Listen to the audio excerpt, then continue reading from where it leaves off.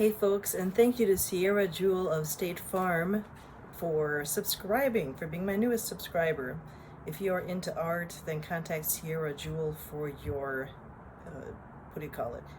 insurance needs, or to at least have your declaration page reviewed. And now for the rest of this episode.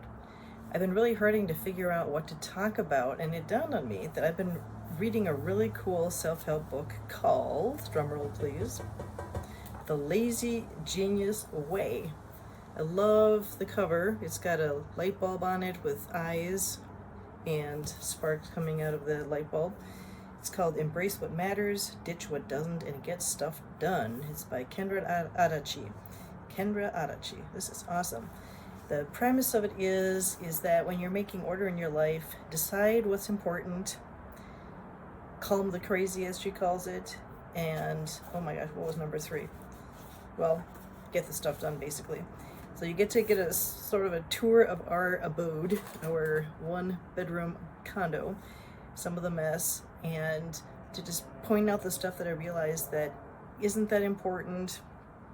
She is basically, for the title, The Lazy Genius Way. The idea is that you be a genius about what's really important to you and lazy with the stuff that isn't, or that's one way to put it. How to make order out of your chaos, but without making it the main thing. For example, and I want you to put in the comments below if you've read the book or even what you do to tame chaos in your home, whether it's social chaos, whether it's items that make the chaos. And she talks about essentially like batching, like if you like feeding people, but you don't necessarily love the process of feeding people, like the cooking or the making sandwiches, but you want to show your love, then, for example, if you're making peanut butter jelly sandwiches, then instead of making one complete sandwich for one person out of the 5 you're making it for, how about taking 5 slices of bread, spreading peanut butter on the 5 slices of bread, and then the next process, putting on another slice the jelly, and jelly, right? 5 slices, 5 things of jelly. It sounds like a factory, but the point is that when you don't have your brain switching gears constantly, it's not as exhausting, which is great for people with ADHD, like me, or just in general. I didn't even realize, I guess it was a big insight for me with this book, that the brain does take a lot more energy to constantly be switching gears, even if the task doesn't seem that daunting. I keep having to move this back, so I feel like my face is filling up the whole dang screen. And today is absolutely no makeup day for me, because I'm having skin issues, and it's not smart to put stuff on my skin if it's bothering me. Ugh, they're red. Ugh. Anyway, however, I do love the lotion that the skin cream I just got from Robin Beck Warren. I think it's called Ozark Hen and Honey, something like that. It's awesome. Anyhow, why don't we take a peek at one of the items that Kendra was suggesting so you can visualize how to calm your chaos. For example, you see this fine pile of, believe it or not, done laundry. It just looks like I haven't done anything with it. It's my husband and my clothing, and I haven't gotten to the folding stage. I didn't even do what her tip was, just because I hadn't gotten into everything yet. But her idea is, let's say you hate doing laundry, then you would take all the shirts at once and wash those, or all the underwear at once and wash those, because if you're already in the gear of folding shirts, then folding 10 shirts at a time is a lot faster than going from shirt to pants to underwear. It's constantly shifting your brain, and that's tiring. Now, she also states that if you love the tactile experience of dealing with laundry and you don't care how long it takes or just the process because you love touching all the clothing, then do whatever method you want to take and enjoy it to the fullest. Otherwise, this is more about being efficient and reducing your mental load in doing these things. All right, now here is for the next thing about our tea. And yes, you get to see our beautiful kitchen.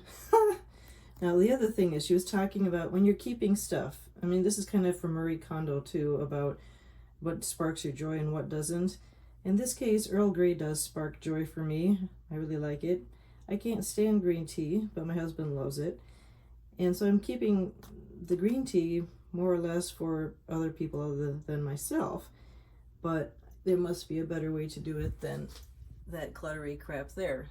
So what I will do is just do that shelf one of these fine days instead of the entire rack. Yeah. So consider what is important and calm the crazy. In my case, I'll just be keeping what I like and then putting his someplace else where he can find it and I don't have to look at it.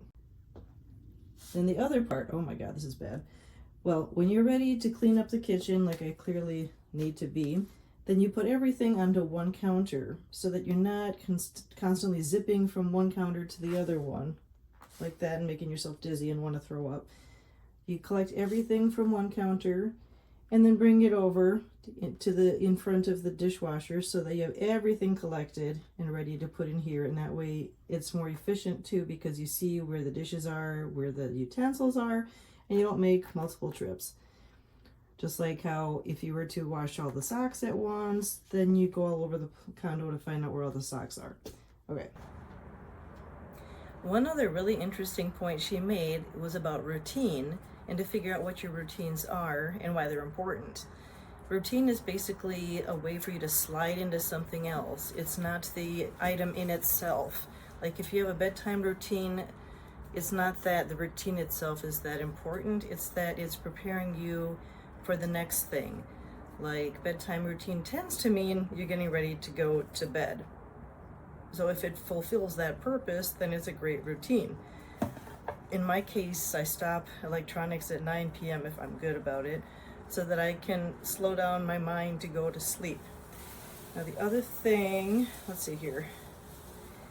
There was the calming the crazy. Oh, the other thing was that, oh yeah, there was a chapter about build the right routines. You got to figure out why you're doing it. Okay, and then the other thing was about socializing and connectedness, because it's often a lot of life is about being connected to somebody, because we're meant to not be alone constantly. She was saying how you don't have to have an elaborate meal to have somebody over, and you don't even have to clean your place. However, it's not like being raw and real is everything, because don't you want some tranquility in your home? I mean, clean it for your own sake and not because you're having people over. And fine, it's great for people to see that you have a messy side and a clean side, but to let people in and to be intimate with them in the sense of let them really get to know you. She was pointing out that she took ages to let people into her life in the sense of getting to really know her, because she thought she had to be perfect. I don't know that I've ever had that problem, but I'm sure we all have at some point. But the main thing is that it doesn't mean you have to have an elaborate meal.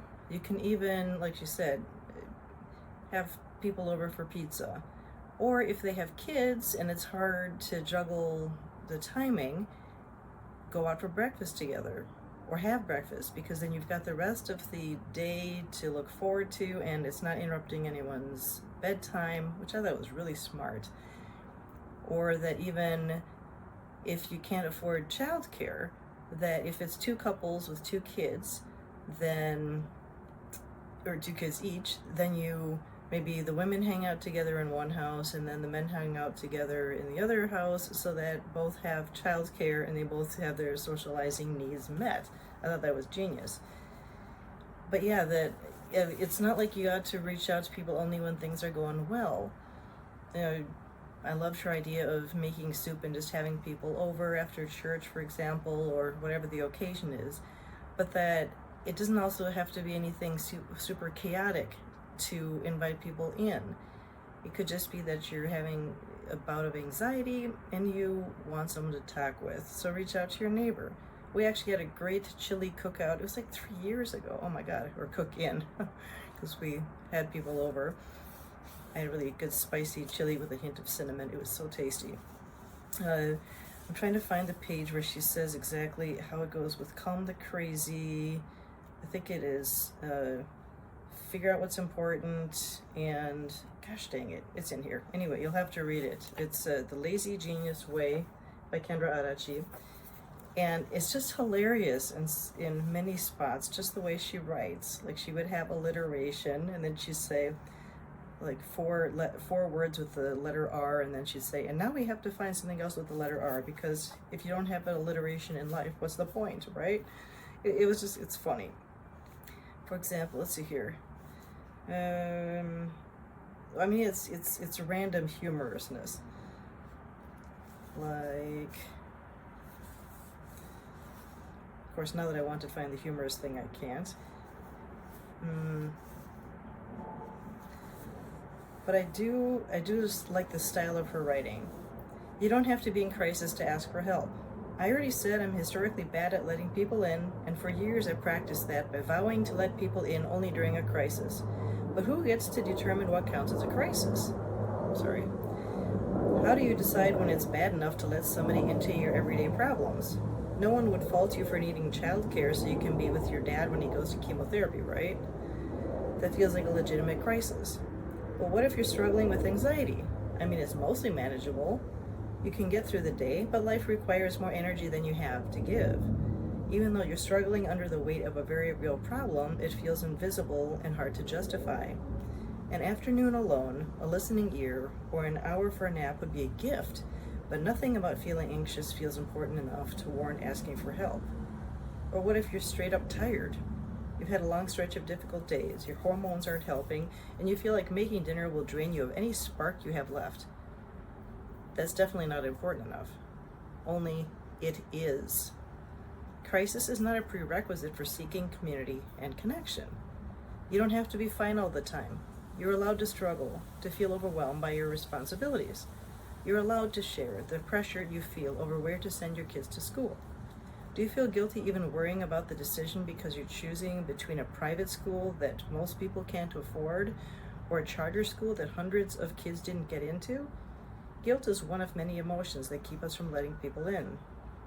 We're so good at putting qualifications on our struggles, and if the problems are too niche, too ordinary, too privileged, or too fill in the blank, we don't share them. We keep people out and say everything is fine. So I've been reading the book both for the humor and for the great tips. Now I have to admit, the part where it says that don't feel guilty for taking time to yourself, I don't know that ever I feel guilty for taking time to myself. Even if I had my own bio kids, I have a stepson, but if I had bio kids, I probably would still make time for myself, or I would find something to do that maybe I would do more slowly because they're involved, like teaching them cooking by having them chop up veggies or something. And so what if dinner is at 7 instead of 6 because of it? I've always valued my own time, and I know that I give more when I have some time to myself. So there we go. Someday I will find those 3 keywords that she's known for, or 3 phrases: the calm, the crazy. Just read the damn thing. And thanks for tuning in. And let me know, please, what else you want to see on this channel, because I've been feeling like a slacker. And as much as I love getting the followers and the comments, I want you to be craving this channel. I want you to be saying, oh my God, we haven't watched the last Lily episode. And that's Lily as in Lili, laugh, inspire, learn, innovate. I want this to be the channel people look at during their staycations, that they learn from, that they get inspired by. Maybe that tick them off because I said something that you didn't think about before and now you have to do. I don't know. Anyhow, thanks a lot. See you soon. And don't forget to subscribe.